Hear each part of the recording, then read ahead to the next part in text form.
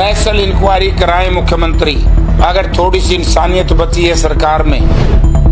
और आज जो पैकेज की घोषणा की है, शर्म आनी चाहिए। तो कहते हैं ना, ऊंट के मुंह में जीरा भी नहीं है। मृत्यु पे 4 लाख रुपए, शर्म तो नहीं आती? एक आदमी की मृत्यु से परिवार डिस्टर्ब हो जाता है। मुख्यमंत्री जी गुप्त दौरे करना शुरू कर दिए। इस पैकेज को कोई नहीं स्वीकार करेगा। इससे तो अच्छा ना दें। हरियाणा के हालत बहुत बुरे हैं और इसको लोग प्राकृतिक आपदा नहीं कहते, प्रशासनिक आपदा है। प्रदेश सरकार की लापरवाही की वजह से ये सब कुछ हुआ है। क्योंकि एक नियम है, फ्लड कंट्रोल बोर्ड की मीटिंग नहीं हुई और ये जून में होनी चाहिए थी। जून में नियम ये है कि ड्रेनों की सफाई हो जानी चाहिए। सड़कों से 100 फुट इधर 100 फुट उधर सफाई कराई, बाकी सारा पैसा खत्म। पंप हाउस नहीं तैयार करवाए, पंप हाउसों में मोटर नहीं, बिजली के कनेक्शन नहीं, सरकार पर डीजल की व्यवस्था नहीं, डीजल सेट तैयार नहीं, बिजली की मोटरें तैयार नहीं, पाइपलाइन तैयार नहीं। सरकार तो बुरी तरीके से असफल रही है, फेल हुई है। और ये मामला मैंने तो लोकसभा में आज से 1 महीना पहले उठाया था, समय रहते। और यदि केंद्र की सरकार में भी थोड़ी सी संवेदनशीलता होती तो देश के एग्रीकल्चर मिनिस्टर साहब को भी इस तरह के निर्देश देने चाहिए थे कि एक मेंबर पार्लियामेंट ने आगाह कर दिया है। क्योंकि उस वक्त हमारे इलाके में बाढ़ आनी शुरू हो चुकी थी, क्योंकि बुआनी हल्का के 15-20 गांव इफेक्टेड हो चुके थे। और MP दीपेंद्र सिंह ने, हमने और हमारे साथियों ने वहां दौरा किया था। और इसी तरीके से हांसी के इलाके का, इसी तरीके से आदमपुर का, ये सारा मामला हमने वहां उठाया था। लेकिन सरकार के कान पर जो नहीं रहेंगी, तो इसलिए सरकार दोषी है और कोई दोषी नहीं। सर, पोर्टल भी खोल दिए गए हैं कि जो प्रभावित हुए हैं, उसको बोलते हैं क्षतिपूर्ति क्या पोर्टल खुले हैं, दरवाजे बंद हैं। पोर्टल में ये भी दिखा देंगे कि हम कहीं से क्या बताएं कि किसी का सेप्टिक टैंक खराब हो गया, गांव में पानी है, सेप्टिक टैंक बना हुआ कोई जिसको कहते हैं, तो वो बैठ गई खेत में, ट्यूबवेल बैठ गया खेत में, किसी का ट्रैक्टर रह गया, किसी का डीजल इंजन रह गया, किसी की मोटर रह गई, मोटर कुएं में बैठ गई।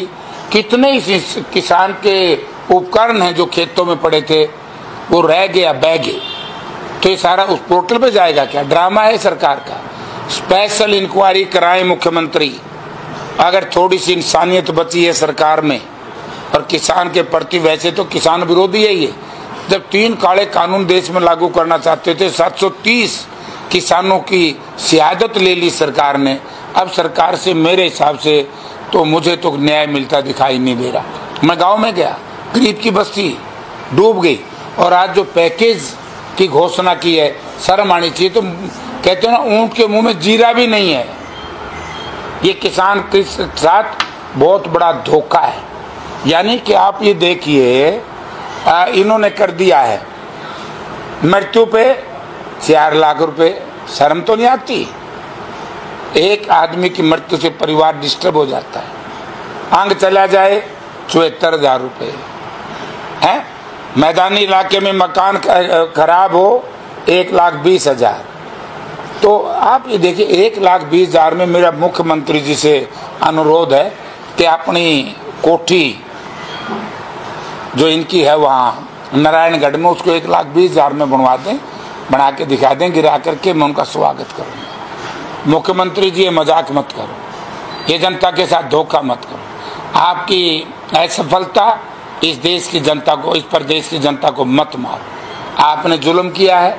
आपके सिंचाई विभाग ने जिस तरीके से, कोई ड्रेन साफ नहीं, कोई पंप हाउस नहीं, कोई जनरेटर सेट नहीं, कोई पाइपलाइन नहीं। और आज कमाल कर दिया, कल गए थे मुख्यमंत्री जी गुप्त दौरे करना शुरू कर दिए। इस पैकेज को कोई नहीं स्वीकार करेगा। इससे तो अच्छा ना दें। और मैं कहता हूं इससे बढ़िया पैकेज हम दे देंगे।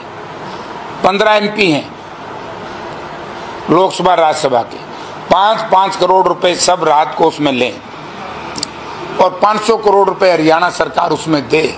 और जो बाढ़ग्रस्त गांव हैं उनको उनकी सहायता दे तो बहुत अच्छा होगा। एक गांव में गया, 20 लाख रुपए दिया है मुख्यमंत्री जी, मेंदा गांव में 20 लाख दिया है गड्डी में। बड़े गांव में बुरी तरीके से डूबे हुए हैं। वो तो हमने एक डिमांड की है कि फौरी राहत के लिए हर गांव में, अच्छा वहां दिया है,